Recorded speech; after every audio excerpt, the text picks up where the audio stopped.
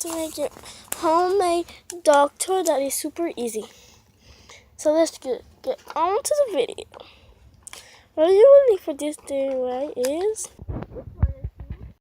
a bowl or a small can and some treats. If you don't have treats, you can use peanuts like I did. So you first start by putting the toilet rolls inside the bowl or whatever you're using. So now you're going to put the treats inside.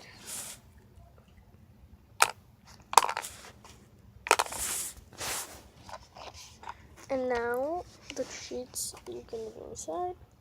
Oh, and please subscribe and like. I know this was a really short video, but here's my dog / Teddy reacting to it. Go Teddy, go Teddy.